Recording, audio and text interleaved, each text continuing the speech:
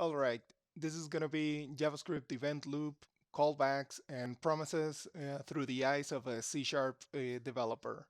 So let's get started.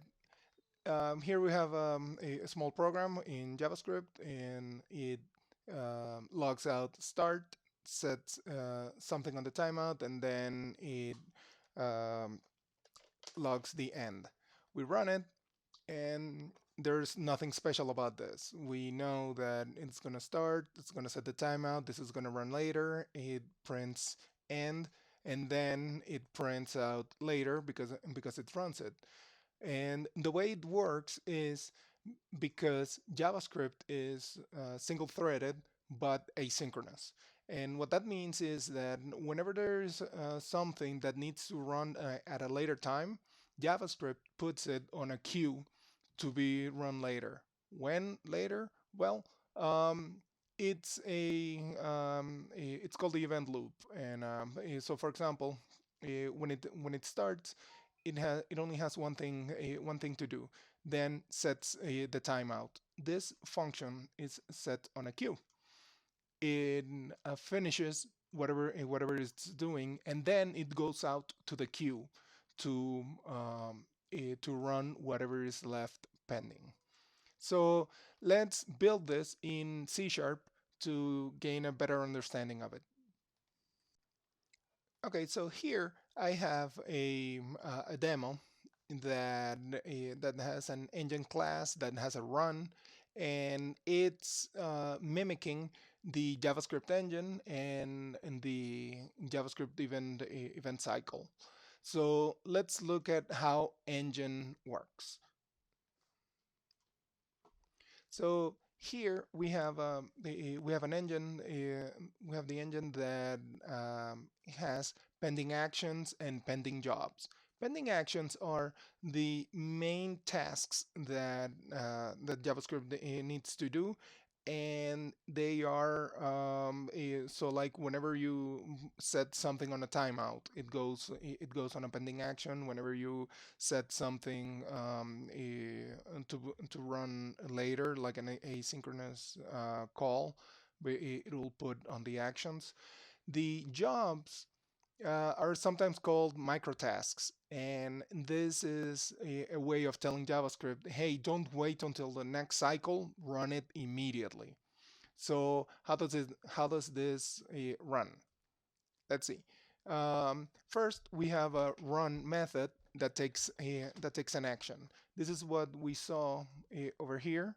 This is basically the start our program. Now it's gonna run through the action, and then it's gonna run whatever pending actions are left. The run pending is very simple. If there are any actions or jobs, it will first run the jobs, then sleep for 4 milliseconds. Why 4? The JavaScript specification demands it. A lot of I'm pretty sure that a lot of engines don't follow this rule, and they just if there are pending actions, it'll just run them immediately.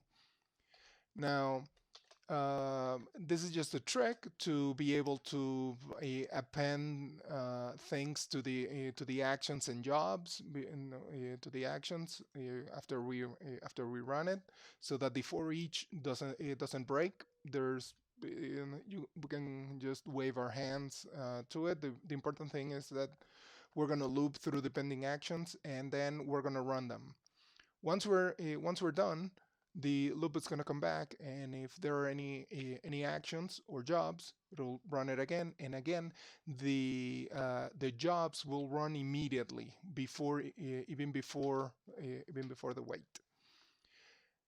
All right. So the run jobs is the logic is the same. We do the trick so that we can loop through the jobs and run them and be able to modify the original array. That's all this is.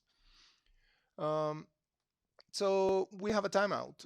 We have a set timeout here, and as you can see, it simply records the start time, but when it's set, and then it calls a set timeout to a specific time instead of saying okay instead of saying wait 1 second or whatever.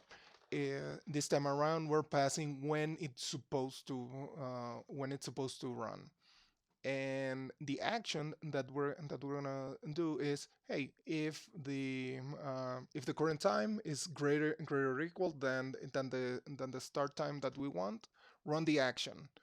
If not, we're gonna set the timeout again. So every 4 milliseconds, it's gonna so here every milliseconds it's gonna check that if we need to run the action on the timeout. If we do, we run it. If not, we set it again. Um, and of course, in practice, it's more than 4 milliseconds because it has to run all the actions. So if there's an action here that takes 5 seconds, then it will wait until those actions are run, and then it will figure out that it needs to run whatever is on the timeout. I also included a set immediate. Set immediate in JavaScript is deprecated, but I included it here just so we can be able to, just so it's an easy way to set a micro task or a job. And when you set immediate, we just add it to the pending jobs, and it will run as soon as possible. It will not wait the for the next cycle. So that's the engine. Now let's see the demo on the event loop. All right, this may be C sharp, but the code in here is very much JavaScript like. We're gonna console log hello world. We're gonna put a set timeout to run after 1 second. We're gonna put a for loop inside a timeout, and we're gonna put something on set immediate. So and then later on, hello world again. So let's run this.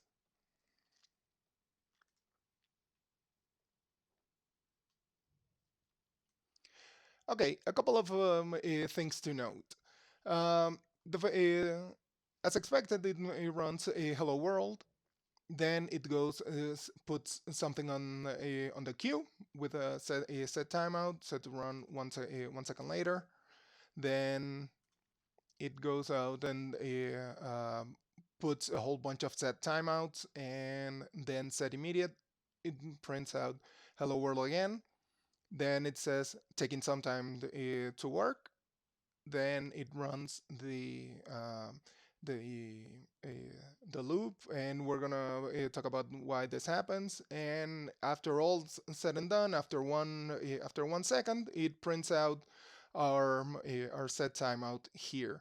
So it works as expected, except one thing, that this from 1 to 5 we printed 666, and this is very much what happens in JavaScript in because of closures. Like here, the by the time the set timeout runs, by the time this code runs, the number is gonna be bumped to 6. So when it comes back, it will always be 6. And this is a behavior that you see in JavaScript. And as you can see, if you implement the same thing, by the nature of closures, you will get the same behavior. So to fix it, there are many ways that you can fix this, but one way is to simply, whoops, let's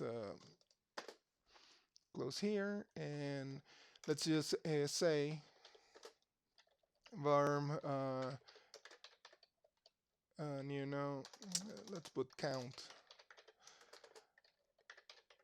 equals to the number, and instead of using a number, we use count. We run it,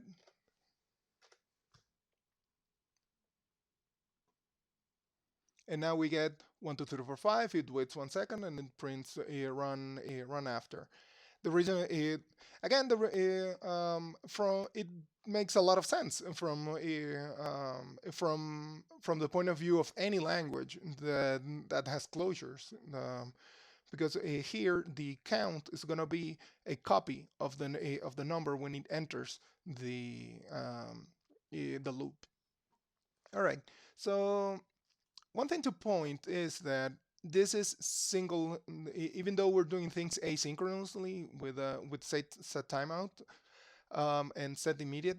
This is single threaded. So if you have any action that takes a long time, then it will stop everything. So for example, here, let me on the set immediate, I'm gonna the missing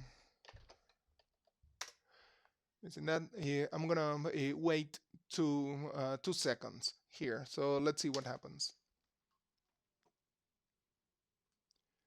It's taking some time. Then it run. Then it enters here, and last it runs the for loop.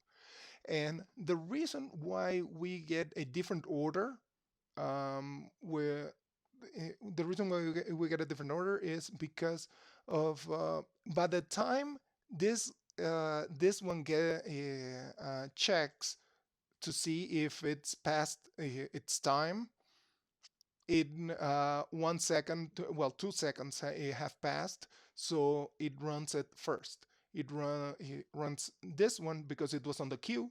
Then it runs the set timeouts on inside the for because they're next on the queue. Okay, so that's one. Let's see about callbacks. Let's put this here. All right, let's see callbacks. So a callback is just a function that you're telling your engine to run at a later time when something else happens. So, for example, let's say let me move this, and let's say we have this. So as usual, we print start of block. At the end, we print end of block, but something happens in between. And here we have a function that takes an action that we're calling the callback. We're gonna do something asynchronously, and when we're done, we're gonna call our callback with some kind of data. In this case, it's a string. The callback receives a string. Very good. We're gonna simulate the server taking 1 second to return, and then we have our callback is going to be print result. We're going to take whatever result we got from the server and print it. Then the function is get the async data with our callback. The print result is the callback that we're going to do, and again makes a perfect sense. We run it, goes end of blocks, and then it works. By the way, I'm here being very explicit about putting this on another naming the function that we're gonna use as callback. This is a very common practice, and it helps reading the code. You could have just put a lambda inside your instead of naming it. So for example, you could have just done, hey, say call add your callback directly as a lambda, and you get the same result. Let's see. So finally, promises. Let's um, let's see what promises is all about. Okay, let's see. So here I have a promise class, and it is as simple as it can possibly be. Um, Just this is just for demonstration purposes only. I have a promise, then we can chain it with a then, and we can resolve it. And what happens is that if we whenever we create a promise, it will set an immediate action to resolve it. This is very much what JavaScript does. If you create a promise in JavaScript, it will be put as a job or microtask, and it will run as soon as possible. It's not gonna wait until the next JavaScript cycle if you're gonna resolve it. So that is the behavior we're mimicking here. We're setting it immediate as a job, and the action is going to be that you're going to resolve the uh, resolve the promise. Resolving the promise simply means executing whatever actions need to run. On the then, it's very simple. We just add the action to a list, and we return the same promise so that we can chain the then. And the resolve is just okay, taking all the actions that are pending in the list, and resolving them with the result that you're giving.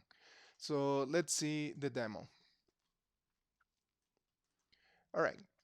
So here we start the block, we create a promise, and the promise is of type string. That is, when we resolve it, when we finish it, when we're done, we're gonna have a string value, and we pass a lambda that takes a resolve callback.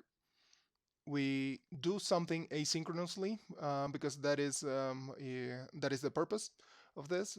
Just saying, okay, so doing something, calling the server, getting data, reading a file. It doesn't matter. Here we're mimicking that it takes 1 minute, 1 second, and then we're going to resolve it with success. We take Okay, so that is the promise. When the promise is resolved, we're gonna pass in the a success, and that success can be a JSON file, it can be an actual file or whatever. We take the promise, and then we say, okay, after it's resolved, you're going to do something. With the success message, you're going to write yay and the success message. And just for fun, just to make sure that we're running this asynchronously, we're printing end of block. So let's run this. So we do start of block, end of block, yay, success, very good. Now, and let's see about the whole a chaining of this. In this case, I'm putting it on the same file, so I can just if I want it, I can say okay on the promise. Then let me do that, but I can also chain another then to say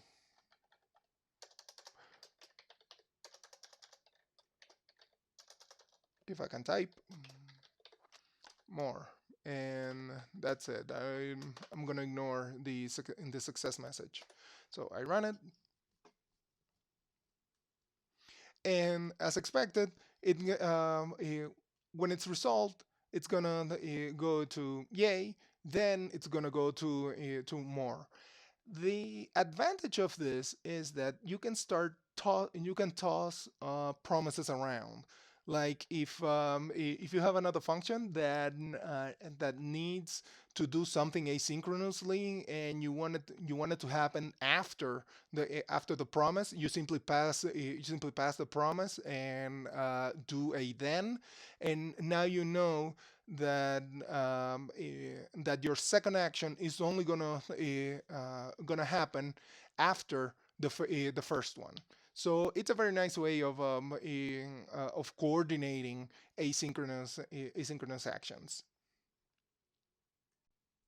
Now, promises are nice, but there's an even better way of dealing with asynchronous stuff. And this is something that is very familiar to C Sharp developers because we've had this for a long time, and that is the async and await keywords.